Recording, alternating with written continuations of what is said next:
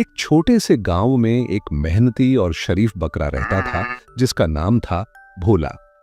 वह अपने मालिक के खेत में रहता था और अपनी बकरी पत्नी और दो बच्चों राधा और मोनू के साथ जीवन बिताता था।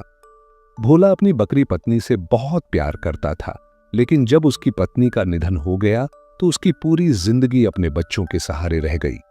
बकरा भोला ने अपनी पूरी उम्र मेहनत और सेवा में बिता दी ताकि उसके बच्चे एक बेहतर जीवन जी सकें।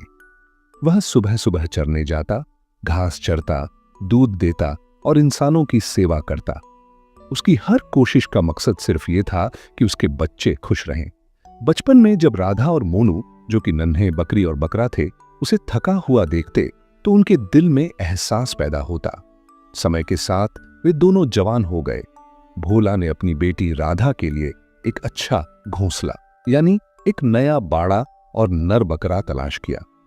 उसकी नजर में राधा अभी भी एक छोटी बच्ची थी, लेकिन उसने अपनी बेटी को समझाया कि एक बाप की जिम्मेदारी यही होती है कि वह अपनी औलाद के लिए अच्छा सोचे, चाहे वे कितने भी बड़े क्यों न हो जाएं। कुछ ही दिनों बाद राधा की शादी हो गई और वह दूसरे बाड़े में चली गई। कुछ महीनों बाद भोला का बेटा मोनू, जो अब एक जवान बकरा बन चुका था, भी अपनी शादी के बारे में सोचने लगा। भोला ने उसके लिए गांव के दूसरे बाड़े से एक खूबसूरत बकरी सोनिया खोजी।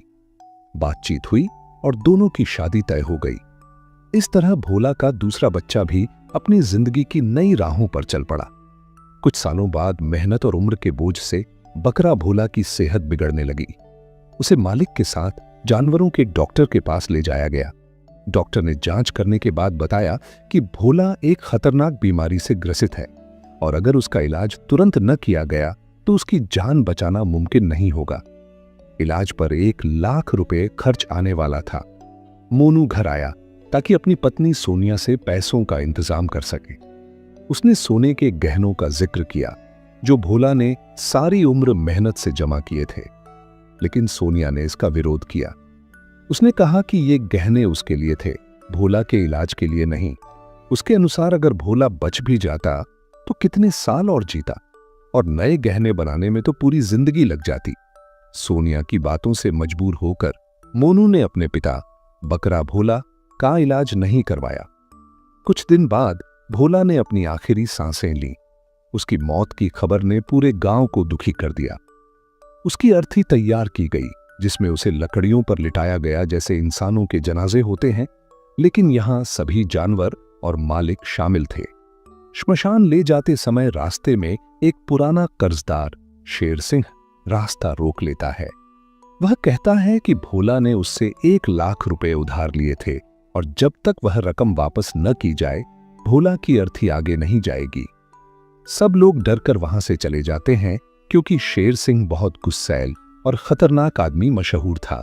मोनू वापस आता है और सोनिया से दोबारा सोने के गहनों की बात करता है ताकि वह अपने पिता एक वफादार बकरे की अंतिम रस्में पूरी कर सके, मगर सोनिया पहले की तरह इनकार कर देती है। वह कहती है कि अब भोला मर चुका है, अर्थी जाए या न जाए क्या फर्क पड़ता है। मोनू हार मान लेता है और शेर सिंह को रकम देने नहीं जाता। नतीजतन भोला की अर्थी वहीं रोक दी जाती है और उसकी अंतिम रस्में पूरी नहीं हो पाती। यह खबर जब भोला की बेटी राधा को उसके ससुराल में मिलती है तो वह अंदर से टूट जाती है। वह सोचती है कि सिर्फ 1,00,000 रुपये की वजह से उसके पिता एक नेक दिल बकरे की अर्थी नहीं जा सकी। वह तुरंत अपने सोने के गहने लेती है और शेर सिंह के पास पहुंचती है। राधा, जो एक वफादार बेटी और अपने पिता की इज्जत के लिए जीने वाली बकरी है, शेर सिंह के सामने अपने गहने रखती है। उसकी निस्वार्थ मोहब्बत और कुर्बानी देखकर शेर सिंह का दिल पिघल जाता है। वह कहता है कि उसे पैसों की जरूरत नहीं, वह तो सिर्फ यह देखना चाहता था कि भोला का असली वारिस कौन है।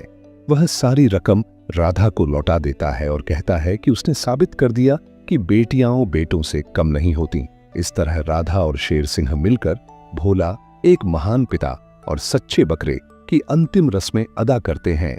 बाद में मोनू, जो शर्मिंदा था, राधा से माफी मांगता है और राधा उसे माफ कर देती है। यह कहानी हमें सिखाती है कि एक बकरा भी अपनी औलाद के लिए वही जज्बात रखता है जो इंसान रखते हैं। कुर्बानी, मोहब्बत, सेवा और फर्ज, ये सब सिर्फ इंसानों तक सीमित नहीं है। भोला जैसे बकरे भी अपने परिवार के लिए जीते हैं, मर जाते हैं और हमें यह सबक दे जाते हैं कि असली मोहब्बत और जिम्मेदारी दौलत से कहीं ज्यादा बड़ी होती है।